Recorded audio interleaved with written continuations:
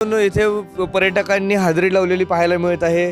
कोविडच्या काळानंतर 2 वर्षाच्या काळानंतर पर्यटक मोठ्या प्रमाणावर इथं नवीन वर्षाचं स्वागत करण्यासाठी दाखल झालेले आहेत। हिमाचल प्रदेश असेल, आंध्र प्रदेश, दिल्ली, नागपूर या ठिकाणी मोठ्या ठिकाणावरून ते दाखल होत आहेत आणि आपण पाहू शकता की इथं वेण्णा लेक परिसर हा महाबळेश्वरमधील एक महत्त्वाचं ठिकाण मानलं जातं। या ठिकाणावरती पर्यटक बोटिंग करताना आपल्याला पाहायला मिळत आहेत आणि एकदम चांगला आनंद लुटत आहेत। आपल्यासोबत काही पर्यटक आहे, आपण त्यांच्याशी बातचीत करतोय।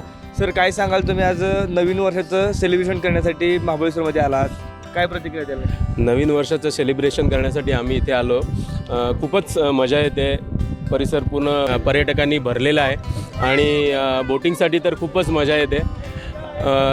एकच थोडं वाटतं की पार्किंग आणि ट्रॅफिक हे खूपच जाम झालेलं आहे, त्यामुळे जाण्या येण्याची असुविधा आहे, but overall it will really good experience. Thank you.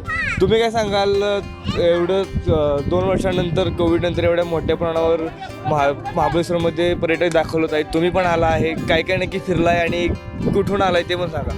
आम्ही खरं तर इथे रिलॅक्स व्हायला आलो आहे, पण मोह आवरत नाही आहे की परिसरात एकदम फिरून यावं किंवा असं, कारण वातावरण खूप छान आहे इकडचं आणि कोविडनंतर मुलांनी बाहेर निघाले नाही आहेत, तर आम्हाला खूप बरं वाटतं ॲक्च्युली। एकूणच आपण बघितलं की कोविडच्या 2 वर्षाच्या काळानंतर पर्यटकांची पण हुरहुर लागली होती महाबळेश्वर सध्या येण्यासाठी आणि नवीन वर्षाच्या स्वागतासाठी देखील पर्यटकांचा आनंद गगनात मावत नाही आहे। कॅमेरामन स्वप्नीलसह ओमकार सोनाले, न्यूज अनकट, सातारा।